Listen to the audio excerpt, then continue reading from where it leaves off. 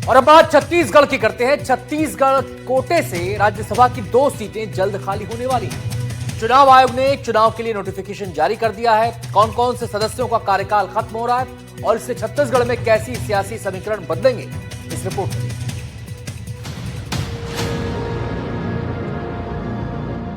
चुनाव आयोग ने राज्यसभा की 37 सीटों के लिए चुनाव कार्यक्रम की घोषणा कर दी है। इन सीटों में छत्तीसगढ़ की 2 सीटें भी हैं, जो अप्रैल 2026 में रिक्त हो रही हैं। छत्तीसगढ़ से राज्यसभा सांसद केटीएस तुलसी और फूलो देवी नेताम का कार्यकाल 2 अप्रैल 2026 को समाप्त हो जाएगा। 16 मार्च को राज्यसभा सीटों के लिए नामांकन होगा। राज्यसभा की खाली सीटों पर चुनाव का नोटिफिकेशन जारी होते ही छत्तीसगढ़ की सियासत का पारा भी चढ़ गया है, क्योंकि पहले दोनों सीटें कांग्रेस के पास थी।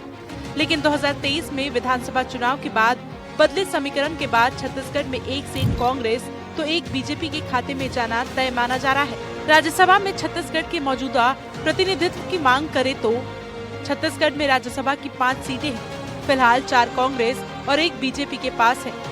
अप्रैल में छत्तीसगढ़ से राज्यसभा की 2 सीटें खाली हो रही हैं। सीटों के गणित के हिसाब से एक दोनों पार्टी को मिल सकती है। सीटों के गणित के हिसाब से दोनों ही पार्टियों ने अपनी अपनी तैयारी शुरू कर दी है। जाहिर है दावेदारों की लिस्ट लंबी हो सकती है, लेकिन किसका पत्ता चमकेगा ये देखने वाली बात होगी। Bureau report, NDTV.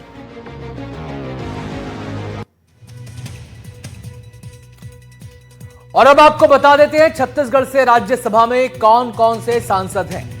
कांग्रेस से राजीव शुक्ला, इनका कार्यकाल 2028 तक का है। कांग्रेस से रंजीत रंजन, इनका भी कार्यकाल 2028 तक का है।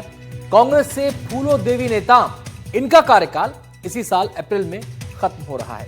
कांग्रेस से केटीएस तुलसी, इनका भी कार्यकाल इसी साल अप्रैल में खत्म हो रहा है। बीजेपी से देवेंद्र प्रताप सिंह, इनका कार्यकाल 2030 तक का है। तो यह है उन सांसदों का लेखा जोखा जो छत्तीसगढ़ से राज्यसभा में है। और अब बात करते हैं चीतों की। श्योपुर के कूनो से फिर